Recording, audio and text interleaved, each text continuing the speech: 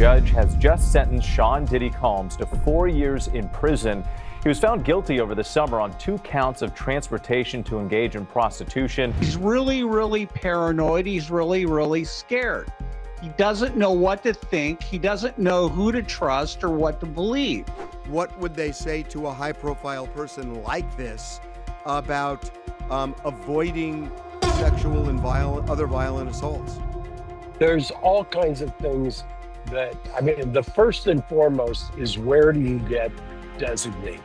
That I can't emphasize enough, that before you do anything in terms of preparing yourself, you have got to take your best shot at designation. Leaked prison footage has fans convinced Sean Diddy Combs is locked in with a boyfriend, and the internet is tearing it apart frame by frame. And the fact that this footage surfaced right after his lawyers admitted in open court that he had already been targeted for a shanking attempt? Yeah, the timing is suspicious, and the danger is very real. On the Two Angry Men podcast, Diddy's lawyer Mark Garagos confirmed exactly what fans were whispering, that Diddy's already been shanked at MDC. Listen to this. They said somebody tried to shank him already, and that he is a big target.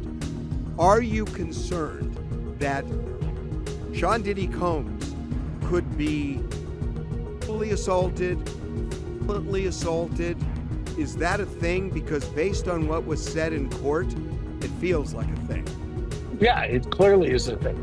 They're already, and he did not want to make a big deal of it. They already tried to shank him once at the MDC. Before we even get into what that footage shows, you have to understand the hell Diddy's living in daily, because it makes the clip hit different. He was slapped with a 50-month sentence after narrowly dodging the RICO and charges that could have buried him for life. Sean Diddy Combs has just been sentenced to 50 months in jail, 50. That's a little bit over 4 years. I'm outside of Manhattan Courthouse. There's a big crowd here. Some people think that 4 years is a little too long. Others think that it's not enough. Out of those 50 months, he's already served about 13 in the Metropolitan Detention Center in Brooklyn. And MDC is notorious for overcrowding and violence, which is exactly why a prison boyfriend arrangement could mean survival for someone like Diddy. He was getting into altercations, and of course somebody tried to attack him. Now everybody's main concern is his safety. Now that he actually has time and he has to serve that time, everybody is concerned that he might end up getting hurt in there. So as of right now, they're actually trying to find some type of way to keep him safe. And here's the thing, he's not in some cushy celebrity wing. MDC Brooklyn is notorious for violence, the kind of place where a prison boyfriend isn't about love. It's survival. Even lawyers begged to move him, but the judge kept him in the chaos. Diddy went from million-dollar parties to a cell where even guards can't protect him, and it gets worse. One ex-inmate literally warned Diddy could be poisoned. Larry Levine knew exactly what was going on there. They have anxiety, they're depressed, a lot of things go through their mind. And one of the things they do is they stop eating. They lose a lot of weight. Look at somebody coming out of prison. They look like a POW or something. Levine is painting a dark picture, hinting that someone could easily pay off a fellow inmate or guard to poison Diddy's food. But they can't have this guy do a side. It would look kind of funny. Now imagine if somebody got to one of the correctional officers, and this could happen. They don't make a lot of money. And there's people out there that he has things on that do have a substantial amount of money. Imagine if someone paid someone off on the inside to actually poison his food, give him a heart attack, and he dies. It's not just fear of poisoning, though. Levine also suggests the food could have straight up made Diddy sick. That shift alone is enough to humble anybody. But for Diddy, the danger is multiplied tenfold. And here's the thing. The idea of Diddy having a prison boyfriend isn't just tabloid gossip. If you're a regular inmate with nothing to lose, you might see Diddy as a payday, or worse, as a trophy. And that's where so-called boyfriend arrangements can come into play. They're less about affection and more about alliances, power, and keeping predators off your back. Prison experts have explained this dynamic for years. When someone famous lands inside, the whole ecosystem shifts. They can't just move through the halls like everyone else. And if you don't have any alliances at all, you become an open target. And just when fans thought it couldn't get darker, his own lawyer admitted he's a target not just for violence, but for sexual assault. That puts an even bigger target on his back. To be sexually assaulted in prison, to be violently assaulted. So was this addressed by a prison consultant yet? Does he have one? Have they talked? Look, I talk to prison consultants, I want to say at least once a day for high profile and no profile clients. I think prison consultants are one of the essentials. Those are chilling words, but in prison politics, they're reality. But his lawyer is doing his best trying to get him someplace safe. Camp in Texas, which I'm familiar with.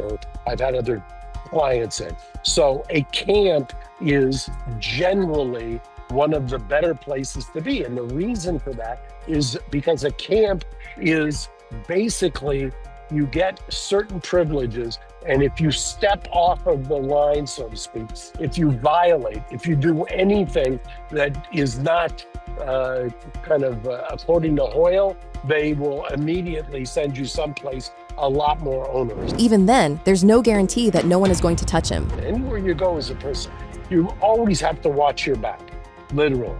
And if that's the case, you're never really out of the woods until you're released. Or you go to a halfway house, or you get into one of the programs.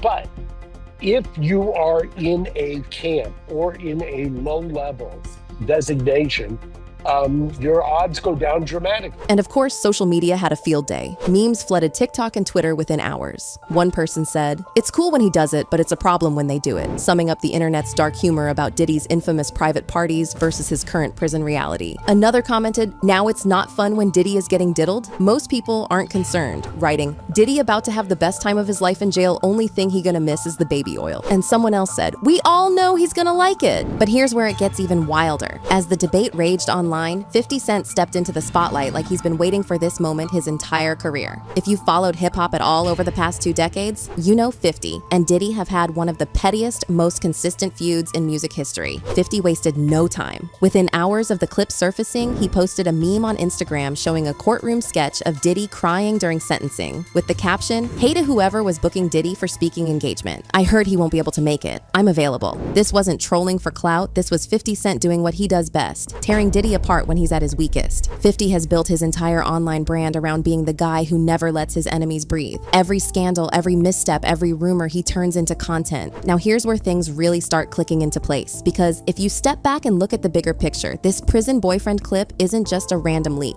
It's part of a much larger pattern. Every few months, some kind of footage, rumor, or behind-the-scenes detail tied to Diddy manages to escape into the public. And every time, it chips away at his image, making him look weaker, creepier, or more dangerous than before. And that's the most humiliating part. For decades, Diddy built his brand on control, and that lack of control is eating at the myth of who he is. And when you stack this on top of his sentencing, the picture gets darker. Jeffrey Lichtman, a defense attorney who knows the system, said bluntly, "Today's dog and pony show, while interesting and funny at times, didn't move the judge at all, as he surely had in his mind before he came onto the bench today that he was giving Combs 50 months. Not a horrible sentence at all, but time served was never a realistic prospect." Meanwhile, inside the courtroom, Diddy wasn't the untouchable mogul we used to see in designer suits or dancing in glossy music videos. He was a broken man begging for a lifeline. During his sentencing, he stood up, voice shaking, and told Judge Aaron Subramanian, "I can't change the past, but I can change the future." He also apologized directly to Cassie Ventura, the ex-girlfriend who first cracked open the dam with her lawsuit, and another woman identified only as Jane. His words were raw. "My actions were disgusting, shameful, and sick. I was sick from the drugs. I was out of control. I needed help, and I didn't get the help. I lost all of my businesses and lost my career and destroyed my reputation, and most of all, I lost my self-respect. I have been humbled and broken to my core. I hate myself right now. I've been stripped down to nothing." Judge Subramanian, however, wasn't buying it. He sentenced Diddy to 50 months of what he called hard time. And outside the courtroom, people were already rallying up behind him. Justice listening to his speech, I believed him. So I do think that he has changed, been humiliated enough, and I think he's also doing some time. But what does all of this mean for Diddy going forward? His legal team is already trying to figure out how to keep him safe, how to possibly move him into a lower security facility, maybe even a camp. But even in those places, danger lurks. And if this is just the first leak, imagine what's next. Because in prison, every new clip isn't just humiliation, it's another nail in the myth of Diddy. But if you think this was explosive, wait until you see what else is leaking from behind those prison walls.